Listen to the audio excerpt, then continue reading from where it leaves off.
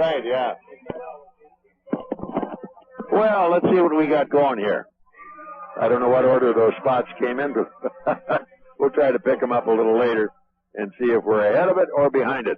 But right now, as promised, Mr. Komet, by golly. He is the sequel of Mr. WOWO, who would be Bob Severs.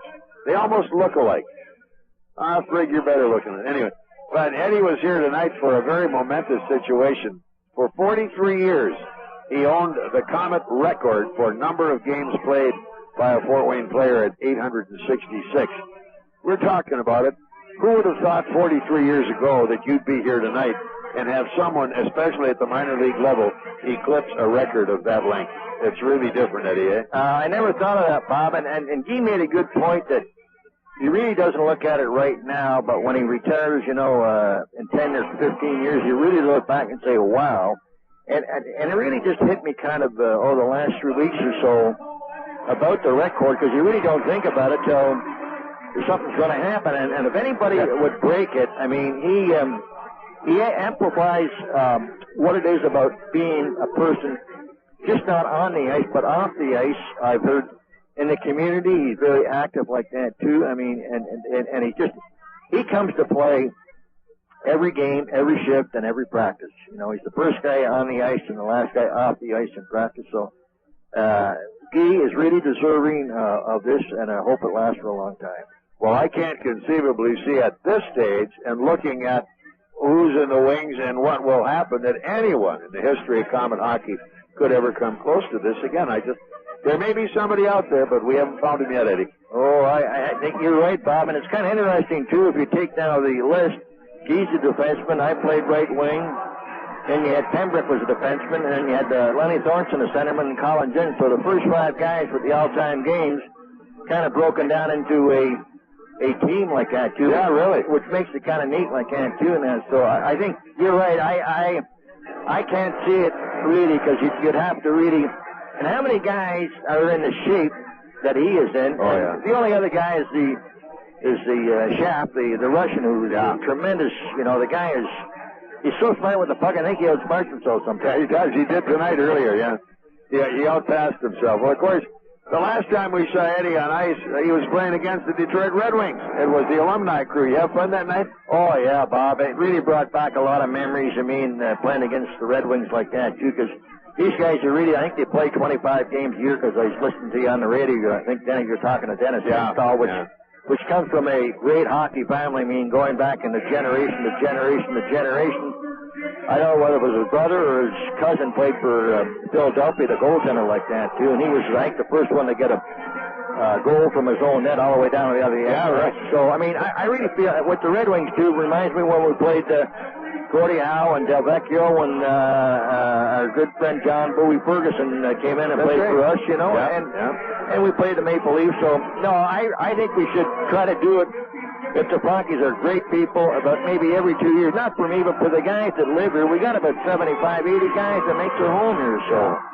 Well, you know, you look at the history of this hockey club that began with Ray and Ernie and Marty, and it struggled along because the people who loved what they were doing didn't know what they were doing. They got into a disastrous situation. Enter the savior of Fort Wayne hockey, Kenny Elliott. He put it back on a basis of professionalism totally. And also at that time, suddenly the whole complexion of being a Komet changed, and there was no more kind of easy goal, let's have some fun. Man, it was grinded out. If you're going to play, buddy, you're going to give me all you got. Not only on the ice, but off the ice. He and Colin changed the image and I thought upgraded the quality of the teams and the people that came here. And they set a style that slipped a little bit for a while, but the Bronchies have come back and nobody can do it better. You're right, Bob, but Ken and Colin did a tremendous job like that, too. In fact, Ken called me before I came out here tonight to congratulate Guy, which I did like that, too, and breaking on the record for games played like that, too, and that. So it's really kind of a thing. And Ken really was I felt that Ken, he could go, I'm going to 25 coaches in the world, and he would be in the top 25. He was a brilliant psychologist. We had 75 different exercises. And every exercise we had to do was, what am I going to do when I get the puck now? he made the game simple, not complex like that, too. Yeah. Then we had one exercise we used to call Chase the Rabbit. Yeah. Well, I'm telling you, no matter how many games you won, we'd still chase the rabbit on Monday morning. But I asked him one question one time. We won 10 in a row. I said, how come we're practicing harder than if we lost? He said, because there's nothing really to say when you win, so I got to say something. No, there were some strange things. One night Eddie was playing, and Eddie was the only guy that was having any success. Kenny lights into him in the dressing room, and everybody else is going, holy crow, what's wrong with this? Poor Eddie's done it all. And Eddie himself didn't understand it for a minute, but suddenly he realized Ken caught the attention of everybody else, and they turned their game around to help you. You know, Bob, and it's interesting, you talked about my dad many times. Yeah. My dad was always a gentleman in respect. When somebody's chewing all over you, don't retaliate right away. Wait till there's another time to say it. Because you're not going to make any sense out of it. So I learned that from my dad. So anytime Ken would jump on me, you know, I would go out and do my job, and then I would ask him, you know, down the road, what did you do that for? And he would say, well, you're the only guy working out there. I said, thank you. He always had an honest answer, really. And Colin did a great job. I mean, they were involved in the community, park board hockey out there. I remember when we coached park board hockey, it was open air out there on a Monday night, and the wind would be coming across from Oxford Street, and it was cold. And all the players would have a team. You're right. And we were out there, and it was really, really, you know, fun. But Ken, every practice was interesting. Yeah. Really, what I liked about it, like that, too. And we played with 12 guys. That was the league limit. When Fergie played here, you know, in that 59-60 team, 4 guys went to the NHL. They all didn't stay there, but I mean, you had Madigan, you had Ronson, you had Rupp, and you had, well, John Bowie Ferguson, who you want to talk about a tough guy. I don't mean fighting. I mean John in the corner. He got 33 goals here that first year, and in his book, Thunder and Lightning, he said the toughest team he ever had to make was the Fort Wayne Komets. That's right. First half of the year, he had 2 goals, and I think Kenny told him, Fergie, I didn't hire you to be a debater. You're either going to get tough and make your way, or... And Fergie not only got tough, but he found the net. And when he cut off that left wing to the goal, goaltender was dead. Get out of my way. And can you believe it, Bob? I had the smallest nose in that line. You had McCusker in front. Oh, yeah, you're not kidding. Holy. You could hide in the shadow. That's good night, yeah. That's what I used to do and get my goals. A great bunch of players. Yes. You know, we could sit here and start going on memories, folks. The heck with a hockey game. We could fill an awful lot of time. But, Eddie, I know it was an emotional and fulfilling night for you tonight to see a guy of Guy's caliber come up with that record.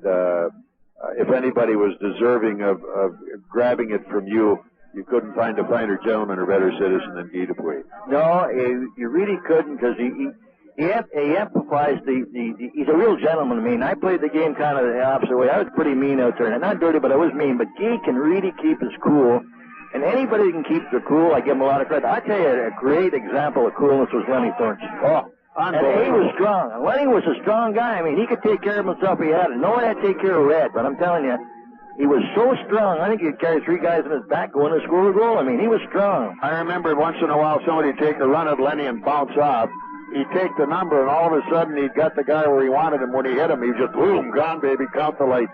But Lenny really could get that puck, I mean, as far as this, I mean, and go. The only thing, Lenny, when I was coaching, I said, Lenny, shoot the puck. You got a great shot. You got to come in, shake hands with the goals, and have a cup of coffee. Then, well, he reminds me of the Russian. You know, yeah, he's a great hockey player, but he wants to make that one more pass. One more, yeah. He got the kick out of that. Well, Ed, I'm pleased that you're up, and I'm pleased for our friendship over the many years. And I know Guy will wear the mantle with pride and with humility. And thanks for coming by, buddy. You're welcome, Bob. Have a good one, eh? You too. Eddie Long, my guest, and of course he's the old owner of that big record 866. We'll be back ready to go with period number 2 in a moment on ESPN. It's Komet Hockey.